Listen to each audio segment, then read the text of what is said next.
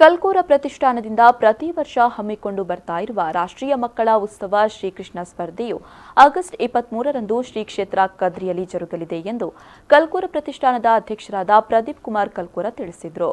ಅವರು ಮಂಗಳೂರಿನಲ್ಲಿ ಸುದ್ದಿಗೋಷ್ಠಿ ನಡೆಸಿ ಮಾತನಾಡಿ, ಆಗಸ್ಟ್ 23ರಂದು ಬೆಳಗ್ಗೆ 9:30ಕ್ಕೆ ಕೃಷ್ಣ ವರ್ಣ ವೈಭವ, ಶ್ರೀಕೃಷ್ಣ ಗಾನ ವೈಭವ, ಶ್ರೀಕೃಷ್ಣ ರಂಗೋಲಿ ನಡೆಯಲಿರುವುದು. ಮಧ್ಯಾಹ್ನ 12:30ಕ್ಕೆ ಕದ್ರಿ ದೇವಳದ ನಂದಗೋಕುಲ ವೇದಿಕೆಯಲ್ಲಿ ಉದ್ಘಾಟನಾ ಕಾರ್ಯಕ್ರಮ ನಡೆಯಲಿದೆ.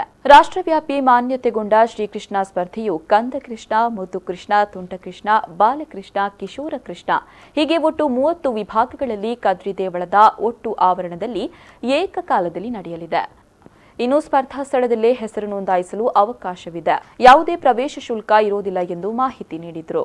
ಈ ಬಾರಿ 30 ವಿಭಾಗಗಳಲ್ಲಿ ಏಕಕಾಲದಲ್ಲಿ ಸುಮಾರು 10-12 ವೇದಿಕೆಗಳಲ್ಲಿ 10-12 ವೇದಿಕೆ ಅಂತ ಹೇಳಿದರೆ ನಾವು ವ್ಯವಸ್ಥಾ ದೃಷ್ಟಿಯಿಂದ ಅಂದರೆ ವರ್ಣವೈಭವ ಮತ್ತು ಗಾನವೈಭವ ಮತ್ತು ರಂಗೋಲಿ ಇದನ್ನು ನಾವು ಶಾರದಾ ವಿದ್ಯಾಲಯದ ಆವರಣದಲ್ಲಿ ಮಾಡ್ತಾ ಇದ್ದೇವೆ. ಮಧ್ಯಾಹ್ನ ಸರಿಯಾಗಿ 12 ಗಂಟೆಗೆ ಆರಂಭಗೊಂಡು ಸಾಂಸ್ಕೃತಿಕ ಸುಮಾರು 11:30-12 ಗಂಟೆಗೆ ಆರಂಭವಾದರೆ 12:30ಗೆ ಸರಿಯಾಗಿ ಉದ್ಘಾಟನಾ ಕಾರ್ಯಕ್ರಮ ಕದ್ರಿ ಕೃಷ್ಣ ಜನ್ಮೋತ್ಸವ ಸಮಿತಿಯವರು ನಿರ್ಮಿಸಿದಂಥ ನಂದಗೋಕುಲ ವೇದಿಕೆಯಲ್ಲಿ ನಡೆಯಲಿದೆ.